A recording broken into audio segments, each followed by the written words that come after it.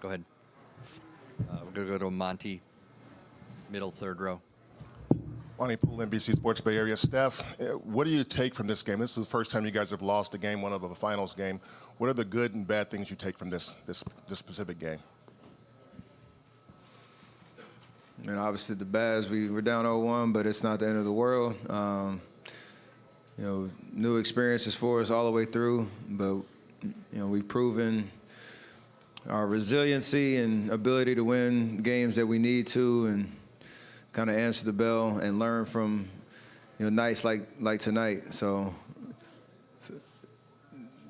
key call-outs are, you know, fast break points that they got, whether it was a make or a miss for us. You know, a couple of sloppy turnovers that really didn't kill us, but just added to, you know, their momentum. And, you know, obviously Pascal had an amazing game. He pretty much found a bucket wherever he was at. And we got to do, all five guys got to do a better job of just being physical, being alert, and we'll be all right. Left side in the back on the aisle. Go ahead, Nick. And following up on that, this is the first time since Steve's been coach you guys dropped game one. What do you think changes, if at all, from a mindset perspective for y'all dropping into an early hole like this? Nothing really. I mean, you know, there's a great atmosphere out there. They obviously play well, but our confidence remains the same. And block out all the noise about how, you know, what these are first and this and that, and kind of the doubt around it, you know, around our team. It's just come out and play hard, you know, get game two, and take it from there. So I like the vibe that I say it a lot, but I like the vibe that we had in the locker room in terms of everybody focusing on what they need to do differently, and the overall energy, you know, bump that we need to have, and then you know, go steal game two. Right side, front row, Mark. Hey, Steph, Mark Medina, Bay Area News Group. You guys have often said when things aren't necessarily going your way that Kevin Durant's, you know, an obvious bailout that can make things easier. Besides his obvious scoring, what other things are more difficult without him tonight? KD is an all-time great player on both ends of the floor, so I could sit here and talk for days about what he adds to our roster. You know, we've obviously proven that when he's out, we can have guys step up, and you know that's going to be the case until he gets back. So for us, I think the first half, you know, after that 10-day break, it was a little bit sloppier than we might have thought, and a little bit, you know, more rust that we had to shake off. But we still had a chance to win in the fourth quarter, and they did what they're supposed to do on their home floor and close out the game. So I don't think it's that complicated. What we need to do differently is just play better, you know, take away the easy buckets for them, and control the momentum a little bit better. And we're definitely capable of doing that, you know, no matter who's out there on the floor. Steph. Left side, third row. Pardon me. Paul Antunes, ESPN Brazil. When you see Siakam go 14 for 17 and Gasol 6 for 10, and then you got Van Vliet 5 for 8, do you kind of live with that and just kind of tip your hat?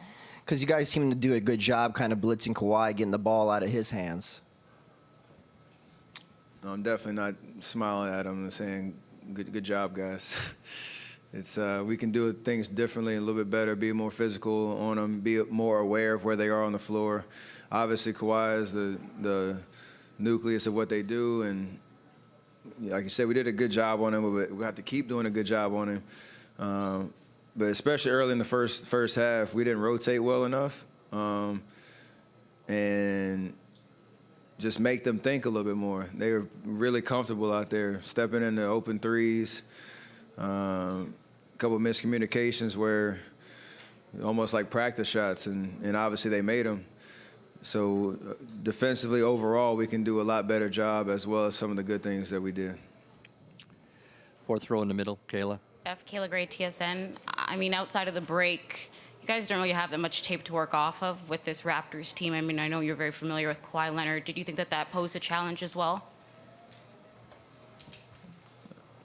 Yeah, I mean, the 2 games we had during the regular season, there was guys missing them both nights and what have you, but I'm sure they're in the same situation, not really expecting or knowing what to expect. So, at the end of the day, they outplayed us. Like, there's no other way to kind of say it. They did what they were supposed to do and took care of home court on the first game. And, you know, no matter what, you know, our sights were coming in. It's a long series, and to Game 2 is an opportunity for us to right the wrongs and get a big win and go back home. Final question, left side, second row, Mark. Steph, on the left, Mark Schwartz, ESPN. Draymond said the loss and Siakam was on him. He called Siakam, he said he's become a guy, meaning I respect his game. What did Siakam show you guys in this game that perhaps might have been even over what you thought he was capable of? I mean, his motor's pretty much nonstop, so even if you feel like you're in transition, you're running shoulder to shoulder with him, he has another, you know, gear he can get to that puts pressure on you in transition.